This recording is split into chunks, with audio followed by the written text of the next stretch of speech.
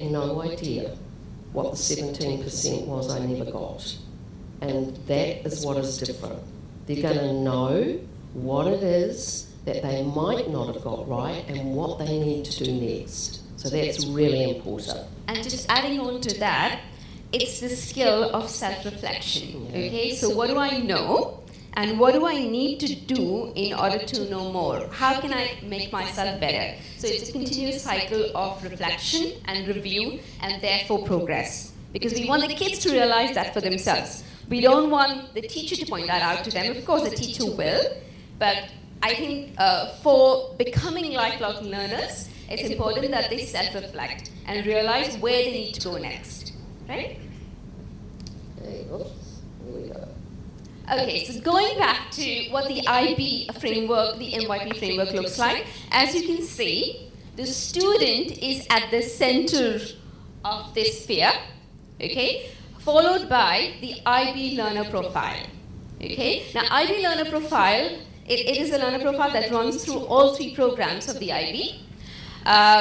And again, it goes back to what we are as a school. We want to bring out the best in every student because every student is different. We want our students to be caring, responsible, good thinkers, risk takers. And those are the qualities that we're trying to build in the kids at school because we believe those qualities are important for students to become happy and good, which is what you indicated that you wanted your kids to become. Followed by that, we have the concepts. So we are teaching everything in the MYP through a conceptual lens. What are the big ideas? What are the themes? Why are we learning this? And how is that going to be important to me in my life in the future? Okay? How do what I learn or what I learn now, how is that going to impact the community around me and the world community at large? Okay, so those are the lenses that we're looking at when we're teaching the MYP. And then we'll talk a little bit more about the service action community project a little bit later on. And all of that, you can see we're doing all of this through the individual subject areas. And yeah. So what we're offering in the MYP is the language and literature, what you commonly what will be familiar to you as English, mathematics, sciences, individuals and societies, again, more familiarly known as humanities, language acquisition, which is world languages, and we offer French, Spanish, and Hindi here, physical and health education or PE. In the arts, we have visual arts, music, and drama, and of course, design. Okay, so to the actual services action side of things. So we very much believe that our students can make a difference not just here in our school, but also out and about in their near communities and maybe in their far communities. And we do have examples of that happening, especially in the OTC side. So there's 2 things specific to MYP. One is a community project done in the second part of the grade 8 year. You will see there that it's a topic of interest. They go through a process of creating a goal, mapping out some action and following through that action. And all the qualities of the learner profile are the sorts of things that they demonstrate while they're doing that community project. They're guided by us, the teachers, to, number 1, know that they're making achievable goals. They might not achieve the goals, and that's good for learning as well, but achievable goals, and then also that whole idea of reflection, and whether that might even transcend to longer projects for them. A lot of our students who look at these services action projects actually take them on for longer. Okay, the next one is a grade 10, and I mention this even though at the moment we're 6 to 8 and next year we're 6 to 9. Grade 10, at the end of that, so all through their grade 10 year, they do a personal project. Research-based, journaled, might come out with a product, might, I say, because not always is it a product, it might be about performance, all sorts of things. Once again, it's their interest.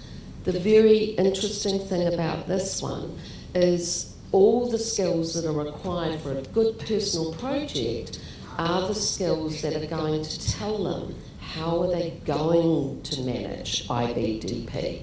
So it's very good preparation for DP. You'll see down the bottom, it's internally marked and externally moderated by the IBO. So these get sent out and they have to be externally moderated. Next. Okay, so secondary life, what does it look like? You've seen and heard some of the things. Yes, we have residential trips. You're going to see a few photos. Extracurricular activities. So we have the ECAs after school. We also have chess club after school. We have lots of student leadership opportunities, and I can tell you what has been absolutely thrilling on our campus with our very new students is the number of students that are coming forward, taking initiative of wanting to lead different things. So they're bringing it forward with us. We've got service activities, recycling club, as I said, student initiated, the assemblies, which come in several forms, you'll see that. Combined activities, athletics between JVLR and OGC. And that will come into the performance side of things too in the next couple of months, which is good to see. And here we have residential. Yes, so going back to the MYP circle, the MYP curriculum framework that you saw, and the learner profile, we provide opportunities for students to take part in experiential trips. And this is again our philosophy of taking what you've learned in your classroom beyond the four walls of the classroom. The theme of the Ranthambore trip is looking and protecting and conservation of the environment, in particular the tigers. So what the kids do on this trip is they go and speak to the local communities, they do a service activity in a local school in a village, and they look at what else can we do as a school, as students, to protect and conserve the tiger. Okay? So we are focusing on becoming and making them more conscious of the community around them, and thereby advocating that they become, principled. Until last year, we took our grade 7s to Kerala. And again, you can see the kids are doing things that are pushing them beyond their comfort zone. We're getting them to be risk takers, we're getting them to be collaborators, and we're exposing them to a different part of culture and history in that trip. Again, the services action theme runs through all the residential trips, and of course, we're taking learning beyond the four walls of the classroom. And that is the grade 8 Rishikesh trip. And this is sort of the highlight. The kids really, really love this trip. And this is sort of the, the most look forward to trip in middle school.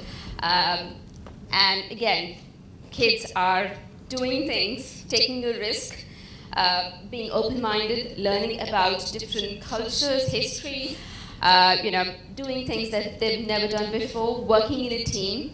And again, taking learning beyond the four walls of the classroom.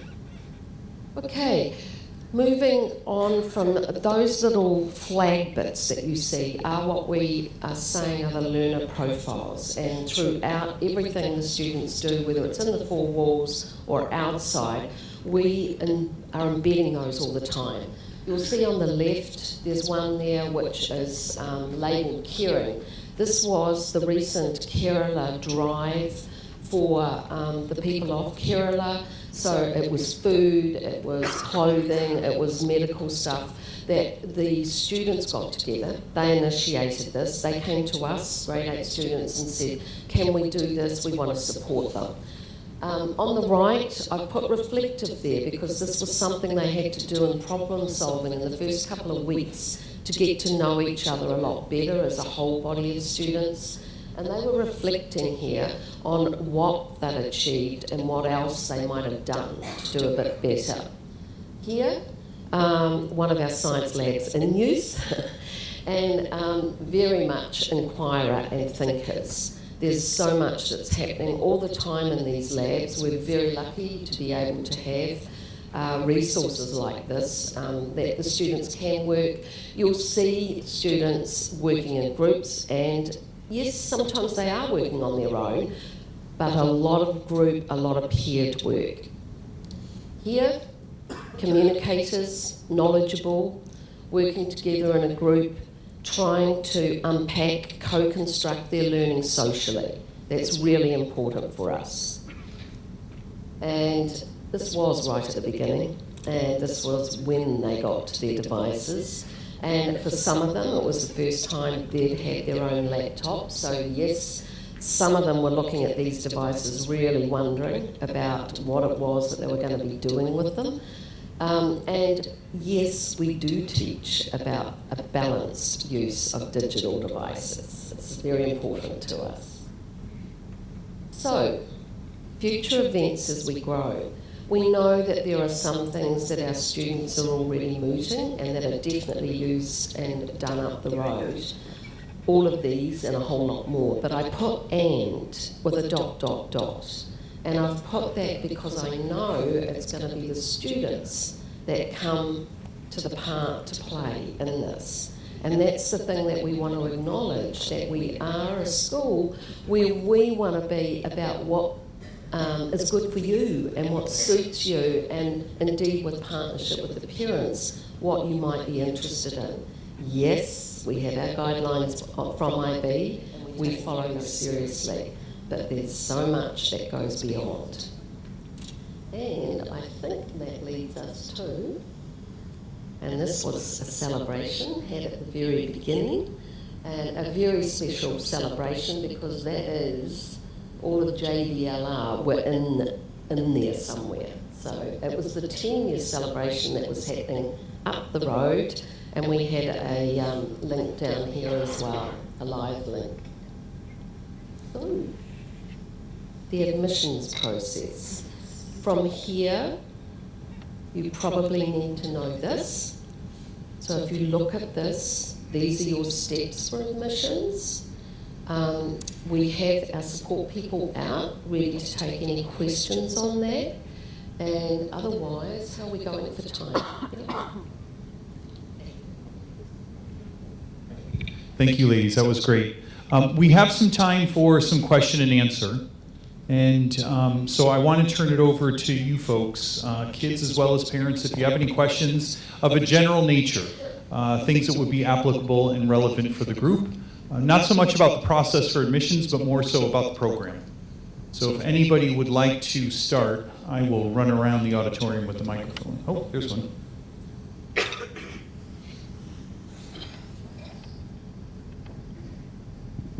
Hi.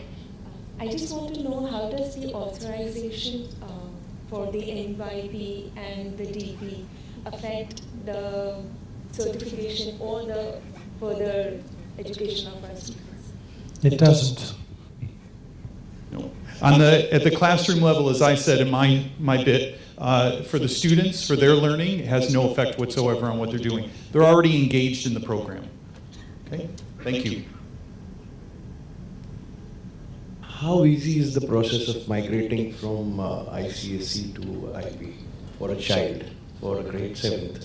I mean, what difficulties do they face? And It's interesting you ask that, because we've had parent-teacher meetings all day yesterday, and our students come along and we talk about how's it all going.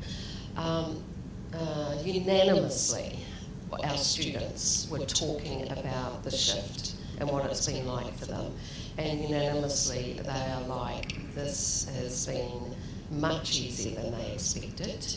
The one probably difference is getting used to the language of IB, MYP, but the motivation and drive is outstanding for their learning. I don't know how many parents came to me saying, no longer am I the one getting the kid up for school. They're up and wanting to go because they're so motivated and wanting to come.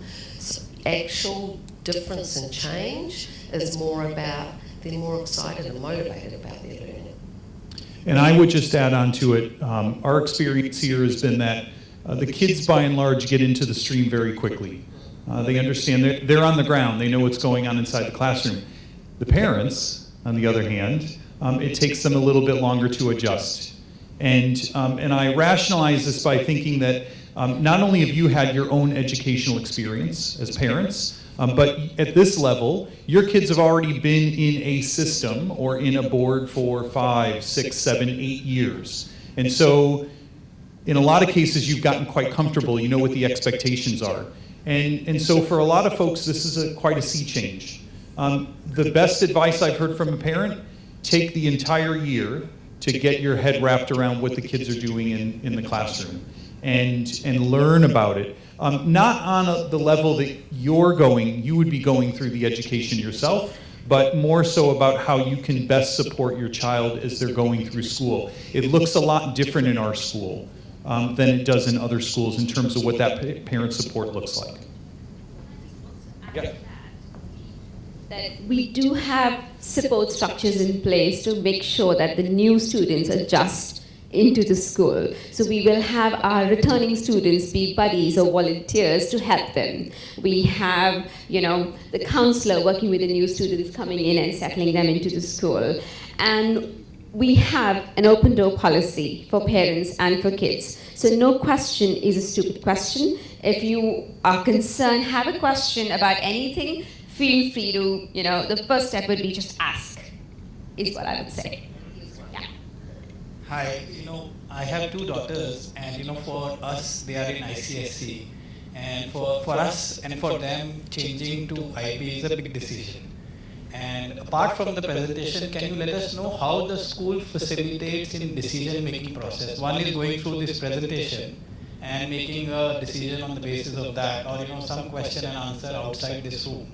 But is there a way that we can see more things and understand? We know how ICSE or other boards work, but we don't know how IB works. I have spoken to a few parents, but more than that, how school facilitates the decision-making process. I would spend a lot of time talking to parents, not just parents at an MYP school, focus on parents at this MYP school, because not all MYP is the same.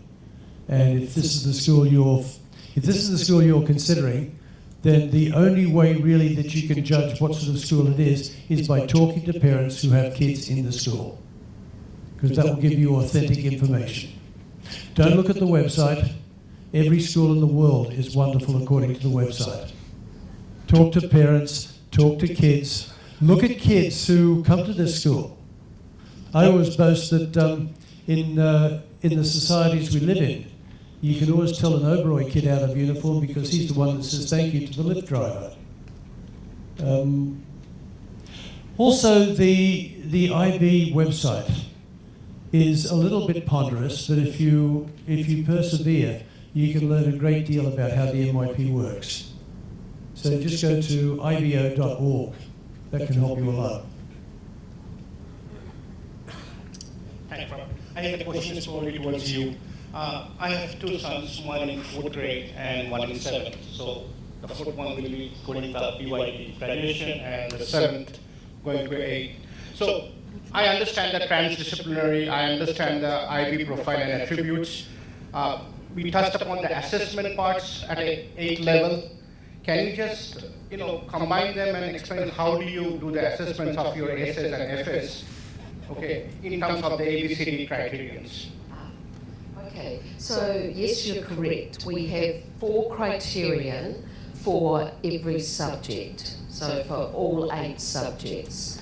Within those criterion, we have specific requirements from the IB of what we need to be assessing for every year of the MYP program.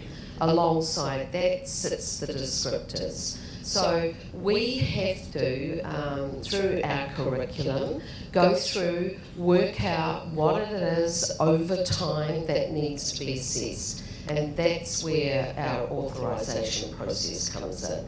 At the moment, JVLR are using what we have developed at OGC, which of course is authorised meaning that we already know it's had the big tick off. How does it link? How does it relate? We look at how do those criteria fit with the units that we are teaching with the students, and then we create the summative tasks. We have to have tick off on the IB to make sure they're authentic and that they meet the standards. Hi. So your website states that your 9th and 10th is actually an IGSC examination, but I believe it's changing going forward. So can you just enlighten us? And I think we'll make that the last question, because this young lady is just freezing, aren't you? You're just sitting there. Let's go outside and get warm. This year is an OGC. This year is our last IGCSE exam for two reasons. Number one, it's very old-fashioned, and number two, it's useless. The IGCSE exam as a qualification is as useful as a chocolate kettle. That's my dad's phrase. It is of no value to universities. They don't look at it. Why would they look at a grade 10 assessment when they've got a grade 12? It's of no value to choosing IB subjects because the results come out too late. It's of no value to go from grade 10 to a junior college in the state because the results come out too late. It's of no value on your CV because as an employer, why on earth would I want to know how good you were at the age of 15 at sitting for 3 hours and remembering stuff? It really has no value. The MYP does offer, the MYP was designed not to have an exam, but the IB is an organisation with a growth mindset that recognised that the MYP would sell much better in this country if there was an exam of sorts at the end of grade 10. So they produced a watered down version of the MYP just for this country because there is an e-assessment at the end of it. So what are we going to do? Are we brave enough to be the first MYP school in India not to have the exam? No, we're not. Initially, we're going to offer all parents the opportunity to take that up because we recognise how important it is for us that you're behind, you're believing in what we're doing. And we don't want to force you into something that you may not believe in. So we're going to offer you that opportunity. We're going to offer you the option of not doing it and doing the pure MYP. And I and Steve and everybody else are going to berate you over and over and over and over again about how useless this qualification will be. So that ultimately you will all make the decision that you'll go for the pure MYP. Thank you very much for your attention. Thanks, kids, for sitting through all this. Let's meet outside. I believe there's coffee and things like that, and the admissions people are out there to answer your questions.